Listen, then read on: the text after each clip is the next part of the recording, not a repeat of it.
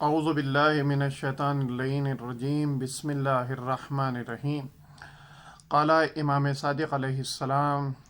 ورحم تلک العیون التي جرت دموعها رحم لنا۔ امام صادق علیہ السلام کا ارشاد گرامی ہے، آپ نے ارشاد فرمایا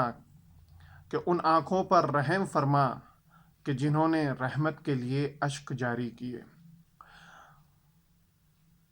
آپ تمام حضرات کو علم ہے کہ مسلسل ثواب ادا کے سلسلے سے یہ بیانات آپ تمام حضرات کی خدمت میں پیش کرنے کا شرف حاصل کر رہا ہوں، اور اس موضوع کے سلسلے سے میں نے 7 اور 8 محرم کی مجلس میں مفصل بیان کیا، لیکن آپ یہ دیکھیں کہ یہ وہ عمل ہیں کہ جس کے انجام دینے سے عزا کا ثواب کم ہو جاتا ہے۔ امام کے ارشاد فرما رہے ہیں، امام نے سب سے پہلے آنکھوں سے ٹپکنے والے یہ گوہر نایاب آنسوؤں کی قیمت کا اعلان کیا۔ کیا کہا امام نے؟ امام نے ارشاد فرمائے ورحم، رحم فرما اے میرے پروردگار، کس کے اوپر؟ تلک العیون التی جرت، ان آنکھوں کے اوپر کہ جنہوں نے ہماری رحمت کے لیے کیا دموعہا رحم لنا، جنہوں نے ہماری رحمت کے لیے کیا کیا اشک جاری کیے۔ تو اشک عزا کی قیمت یہ ہے کہ جو انسان جس سے بھی لگاؤ رکھتا ہے، جو انسان جس سے مودت رکھتا ہے، جو انسان جس سے حقیقی محبت کرتا ہے، ہم اور آپ امام حسین علیہ السلام سے حقیقی محبت کرتے ہیں، حقیقی مودت رکھتے ہیں، حقیقی لگاؤ رکھتے ہیں، کہ جس کے لیے جب بھی حسین غریب کے مصائب کا ذکر ہوتا ہے یا نام حسین آتا ہے تو ہماری آنکھوں میں آنسو آ جاتے ہیں۔ اور ان آنکھوں کے آنسوؤں کی قیمت یہ ہے کہ یہ آنکھوں کے آنسو ہماری ضمانت بنیں گے جنت میں جانے کی۔ میرے عزیزوں، میں نے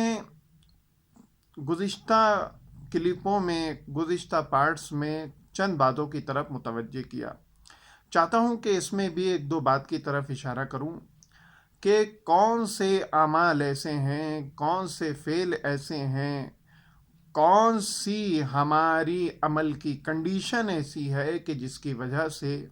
عزائے حسین کا ثواب کم ہو سکتا ہے۔ تو ابھی تک تقریباً 5 چیزوں کا میں نے ذکر کیا۔ چھٹی چیز جو یہ آتی ہے کہ عین اذان یا نماز کے اول اوقات میں عزا کو برپا کرنا، یہ بھی ثواب عزا کے کم کرنے کا سبب بنتا ہے۔ لہٰذا آپ نے دیکھا ہوگا کہ پرانے زمانے میں یا کچھ سال پیش یا کچھ سال پہلے کہ علماء کا، ذاکرین کا، خطبہ کا یہ طریقہ کار تھا کہ اگر وہ کہیں پر مجلس کو خطاب کر رہے ہوتے تھے اور اگر اس وقت اذان کی آواز کانوں میں سنائی دیتی تھی تو وہ لوگ وہاں پر ٹھہر جاتے تھے، احترام اذان کرتے تھے، اور اذان کے بعد پھر اس اذان غم حسین کا ادامہ دیا کرتے تھے۔ لیکن آج کی ہماری کنڈیشن، آج کی ہماری جہالت، آج کا ہمارا فعل کیا ہو گیا ہے کہ ہمیں خیر و خبر ہی نہیں رہتی، کانوں میں حسین کی نانا کی گواہی کی اذان کی آواز آتی رہتی ہے، کانوں میں خدا کی قدرت کی آواز، بلندی کی آواز، بزرگی کی آواز آتی رہتی ہے، لیکن ہم ذرا سا بھی اس طرف متوجہ نہیں ہوتے ہیں اور بعد میں بحث و مباحثہ کرنے لگتے ہیں۔ تو لہٰذا ہمیں چاہیے کہ احترام اذان بھی کریں، احترام عزا بھی کریں، اور اول وقت نماز کو انجام دیں۔ اگر ہم ایسا کرتے ہیں تو ہماری عزا میں ثواب بڑھے گا، لیکن اگر ہم اذان میں، نماز میں اور مجالس میں ٹکراؤ کرتے ہیں تو یہ ہماری عزا کے کم ہونے کا سبب ہے۔ 7ویں چیز یہ ہے کہ مجالس عزا میں ایسے مضامین پر بحث کی جائے، بات کی جائے کہ جس سے لوگوں کے درمیان ہم دلی پیدا ہو، جس سے لوگوں کے درمیان ولایت، جس سے لوگوں کے درمیان معصومین علیہ السلام کی عظمت عیا ہو، جس سے لوگوں کے درمیان مولا متقیان کی زندگی کی کرن پیدا ہو، اور لوگ مولا کائنات کی زندگی کو سننے کے بعد، مولا کائنات کی زندگی پر غور کرنے کے بعد، معصومین علیہ السلام کی زندگی کو سننے کے بعد اس پر عمل پیرا ہو جائے۔ ہماری مجالس میں ایسے بیانات نہ ہوں کہ جو لوگ حسین کے پلیٹ فارم پر آ کر دین کو سمجھنا چاہتے ہیں وہ بھی اس پلیٹ فارم سے دھیرے دھیرے دور ہونے لگیں اور ہماری مجلسیں ایک گروہ سے منسوب ہو جائیں، ہماری مجلسیں ایک طبقے سے منسوب ہو جائیں۔ نہیں، ایسا نہیں ہونا چاہیے۔ اور اگر ایسا ہو رہا ہے کہ لوگ آج حسین کے پلیٹ فارم سے دور ہوتے نظر آ رہے ہیں، آج مجلس حسین کسی گروہ سے مخصوص ہوتی نظر آ رہی ہے، اگر آج مجلس حسین کسی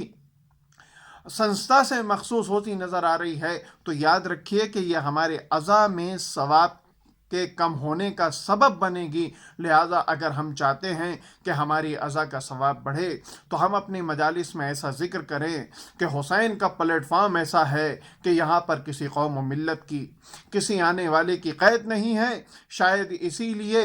جوش ملیح آبادی نے 2 مصروں میں بیان کیا تھا اس مقصد کو کہ انسان کو بیدار تو ہو لینے دو، ہر قوم پکارے گی ہمارے ہیں حسین۔ تو لہٰذا ہمارا عمل ایسا ہو کہ جس جگہ سے ہم گزر جائیں وہ قوم کہے کہ ہم حسینی ہیں، جس جگہ بیٹھ جائیں وہ قوم کہے کہ ہم حسینی ہیں۔ لہٰذا اس حسین کی عزا کے صدقے میں آخر میں دعا گو ہیں کہ پروردگار تو ہمیں حقیقی معنوں میں حسینی بننے کی توفیق عنایت فرما۔ والسلام علیکم ورحمۃ اللہ وبرکاتہ۔